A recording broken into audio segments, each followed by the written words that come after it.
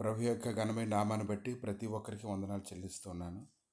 ఈ ఉదయకాలాన్ని ఆయన సన్నిధిని సమీపించేటువంటి వారందరూ గొప్ప విడుదల పొందుకోవాలని ప్రభు ఎంతగానో కోరుకుంటూ ఉన్నారు. రోమిలికి రాసినటువంటి పత్రిక 8వ అధ్యాయము 18వ వచనం, మన ఎడల ప్రత్యక్షం కాబోవు మహిమ ఎదుట ఇప్పటి కాలపు శ్రమలు ఎనదగినవి కావనించున్నాను. కనుక ఇప్పట్లో ఎన్ని శ్రమలైతే అనుభవిస్తూ ఉన్నారో ఆ శ్రమలన్నింటిని బట్టి ఎవరైతే కృంగిపోతూ ఉన్నారో, కానీ మీ ఎడల ప్రత్యక్షం కాబోయేటువంటి మహిమ ఎదుట ఇవన్నీ చాలా చిన్నవని ఎంచుతూ ఉన్నారు. 2 కొరింథీయులకు రాసినటువంటి పత్రిక 1వ అధ్యాయం 5వ వచనంలో, క్రీస్తు యొక్క శ్రమలు మా ఎందాలాగా విస్తరించున్నవో అలాగే క్రీస్తు యొక్క ఆదరణయు మాకు విస్తరించున్నది. కనుక ఈ భక్తులైతే గమనించుకుంటూ ఉన్నారు, శ్రమలు ఎలాగైతే క్రీస్తు యొక్క శ్రమలు ఎలాగైతే వారికి విస్తరించబడుతూ ఉన్నాయో, అలాగే క్రీస్తు యొక్క ఆదరణ కూడా వారికి విస్తరించడాన్ని వారు చూస్తున్నారు. వారు శ్రమలు పడుతూ ఉన్నారు కానీ వారికైతే మాత్రం ఆ శ్రమల్లోని దేవుడి యొక్క కృప విస్తరించబడ్డాన్ని వారు గ్రహించుకుంటూ ఉన్నారు. దాన్ని బట్టి వారు ఓర్చుకుంటూ ఉన్నారు, సంతోషిస్తూ ఉన్నారు, ధైర్యం తెచ్చుకుంటూ ఉన్నారు. కీర్తన గ్రంథము 16వ అధ్యాయం 4వ వచనం, యెహోవాను విడిచి వేరొకను అనుసరించి వారికి శ్రమలు విస్తరించును. వారు అర్పించు రక్తపానీయ అర్పణములు నేను అర్పింపను, వారి పేర్లు నా పెదవులను ఎత్తను. కనుక వీరిని ఎవరినైతే అనుసరించాలో వారిని అనుసరిస్తూ ఉన్నారు కాబట్టి వారికి శ్రమలు వస్తూ ఉన్నప్పటికీ కూడా దాంట్లో కృప అయితే దొరుకుతూ ఉంది.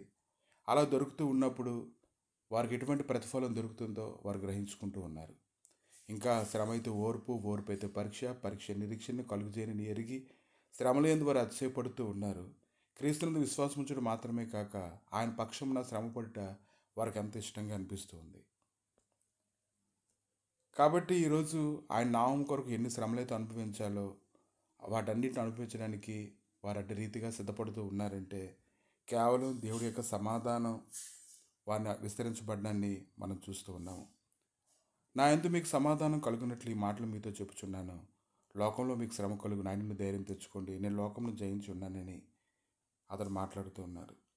కాబట్టి ఈరోజు ఆయన మాట్లాడే ప్రతి మాటను బట్టి మనం గుర్తించినట్లయితే, దాన్ని గ్రహించినట్లయితే ఆయన శ్రేష్టమైనటువంటి సన్నిధి నిరంతరము మనకు తోడుగా ఉండి నడిపించడాన్ని మనం గమనిస్తున్నాం.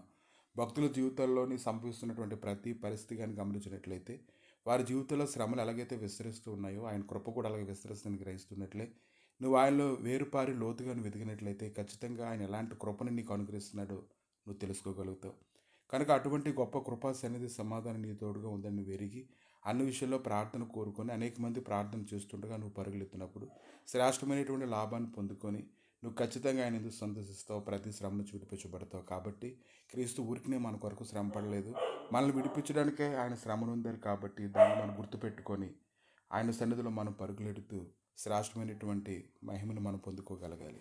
ప్రభా, మీ దయగలిగే నష్టాలకు అప్పగించుకుంటుండగా మీరే కృప చూపించి నడిపించి బలపరచమని, అన్ని విషయాల్లో సహాయం అనుగ్రహించి మహిమతో నింపి నడిపించమని యేసు నామములో అడుగుచున్నాము తండ్రి. ఆమేన్.